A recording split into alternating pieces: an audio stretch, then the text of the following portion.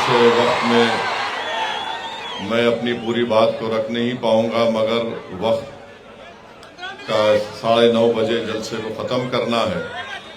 मेरी आप तमाम से गुजारिश ये है कि ये कानून नहीं बनता अगर चंद्रबाबू नायडू, चिराग पासवान, नीतीश कुमार, कुमारस्वामी, अजीत पवार और जब तक आप इनको सियासी तौर पर शिकस्त नहीं देंगे, इनका दिमाग ठिकाने आने वाला नहीं है। और हम शुक्रिया अदा करते हैं जगन मोहन रेड्डी का, अदा करते हैं जिन्होंने इस बिल की मुखालिफत में वोट दिया। कानून ऐसा बनाया गया है कि मिसाल के तौर पर आपको समझाने के लिए, यहां पर करनूल में गोल गुंबज की दरगाह है और वो आसारे खदीमा का भी उसमें रोल है।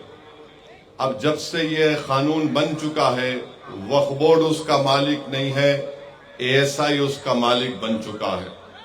हम चंद्रबाबू नायडू से पूछना चाह रहे हैं कि आपने कितना झूठ बोला आंध्र प्रदेश की आवाम को कि कुछ नहीं होगा। तीसरी बात यह है कि गवर्नमेंट किसी भी मस्जिद को, दरगाह को, खानखा को आपसे छीन सकती है।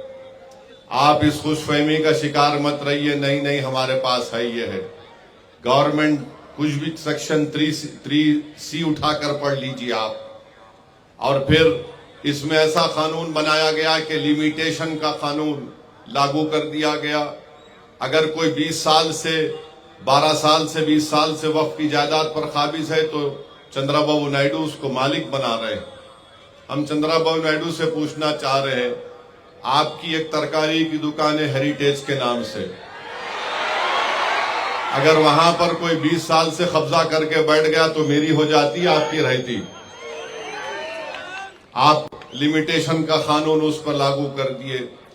आरएसएस यही चाहती है कि इस मुल्क में उनके पास एक लिस्ट है उन मस्जिदों की, दरगाहों की, खानकाहों की, वो उसको हासिल करना चाहते हैं। और चंद्रबाबू नायडू और पवन कल्याण ने आरएसएस के एजेंडे को सामने बढ़ाया है और आरएसएस को इस मुल्क के सेकुलरिज्म को खत्म करने के लिए, इस मुल्क के आइन को, कॉन्स्टिट्यूशन को कमजोर करने के लिए चंद्रबाबू नायडू ने बीजेपी का साथ दिया। आंध्र प्रदेश में यकीनन तरक्की होनी चाहिए, मगर चंद्रबाबू नायडू आंध्र प्रदेश की आवाम को झूठ बोल रहे हैं। मैं अमरावती के लिए कर रहा हूं। चंद्रबाबू नायडू अमरावती के लिए नहीं कर रहे हैं, सिर्फ अपने खानदान और दोस्तों के लिए आंध्र प्रदेश की बलि लगा दिए दिल्ली में। कोई अमरावती का काम क्या हो रहा है बताओ आप। मगर अल्लाह का करम है कि हम देख रहे हैं कि इतने कम अरसे में 2024 में इलेक्शन हुआ। आंध्र प्रदेश की आवाम में अभी से चंद्रबाबू नायडू के खिलाफ गुस्सा पैदा हो चुका है और मुझे यकीन है कि इंशाअल्लाह ताला ये गुस्सा और बढ़ेगा और चंद्रबाबू नायडू को इलेक्शन, जब कभी भी लोकल बॉडी के इलेक्शन होंगे या अगर कुछ भी इलेक्शन हो, मेरी आपसे गुजारिश है कि आप इसका मौसर जवाब दीजिए। हमारे जो भाई तेलुगु देशम पार्टी में बैठे हुए हैं, अगर नायडू आपकी बात को नहीं सुनता, आप निकल जाओ पार्टी छोड़ के, छोड़ दो पार्टी को। आप कुछ नहीं कर सकते। देखो ये कानून मस्जिद को छीनने के लिए बनाया गया, ये कानून दरगाहों को छीनने के लिए बनाया गया, ये कानून खानकाहों को, कब्रस्तानों को छीनने के लिए बनाया गया है।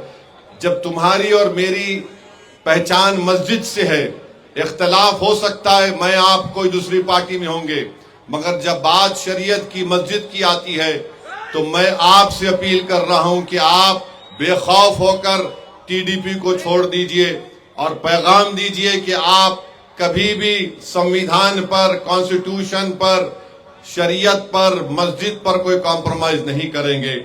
मेरे भाई, मैं आपको बता रहा हूं कि चंद्रबाबू नायडू की तायद से क्या हो रहा है। मुजफ्फरनगर में यात्रा शुरू होती है। वहां पर संघ परिवार के लोग चले गए एक दुकान पर, जाकर कहा कि तुम्हारे पास नाम क्या है। उसने कहा नाम से क्या मतलब। उसका आधार कार्ड पूछे, आधार कार्ड नहीं था। उससे कहा कि तुम्हारी दुकान का नाम ये क्यों है। उसने कहा मेरी मर्जी है। तो उससे कहा तुम्हारा पैंट खोल के दिखाओ हमको। नहीं ये हुआ है, मजाक की बात नहीं है। फिर बाद में शख्स ने कहा कि मैं पैंट नहीं खोलूंगा, तो उसको गाली गलौज की गई। बाद में मालूम हुआ कि जिसको गुस्सा कर रहे थे, गाली दे रहे थे, उसका नाम गोपाल है। अब बात आइए, आप इस मुल्क में इस तरह का नफरत फैलाई जा रही है मुजफ्फरनगर में, और चंद्रबाबू नायडू खामोश बैठे हैं। चंद्रबाबू नायडू से हम पूछना चाह रहे हैं, दत्तात्रेय होसबोले ने कहा कि संविधान में से सेकुलर और सोशलिज्म के वर्ड को निकालना चाहिए। क्या चंद्रबाबू नायडू उस पर राजी हैं? अगर राजी नहीं है तो चंद्रबाबू नायडू को पब्लिकली कंडेम करना चाहिए दत्तात्रेय होसबोले के बयान को, कि बेसिक स्ट्रक्चर का हिस्सा है हमारे संविधान का। आप देख लीजिए आर्टिकल 9 क्या है, आर्टिकल 15, 16, 25, 26, 27, 29 क्या है ये। और फिर वोटर लिस्ट में नाम को भी मजहब के नाम पर से नहीं निकाला जा सकता। आज चंद्रबाबू नायडू उसकी भी तायीद कर रहे हैं। मैं आपके सामने बता रहा हूं आखिरी बात, महाराष्ट्र में बीजेपी की सरकार है। नायडू जाकर फडणवीस से बड़े गले मिले, पप्पियां लिए थे उसको। वहां पर क्या हुआ, वहां पर मीरा रोड में नया नगर में 7 बंगालियों को पकड़ लिया गया। एक का नाम महबूब और शमीम खान था, कंस्ट्रक्शन वर्कर थे, थाना डिस्ट्रिक्ट में पकड़ लिए। उसके बाद और 3 को पकड़ लिए। उसके बाद मियां बीवी को पकड़ लिए, फजल, मदल और तस्लीमा को। इनको पुलिस ने इनका आधार कार्ड देखा, बोले कि नहीं तुम बांग्लादेश के हो। उसने कहा मुर्शिदाबाद का हूं, बोले नहीं। फोन निकाला, फोन फेंक दिए। उसने पैन कार्ड दिया, पैन कार्ड फेंक दिए।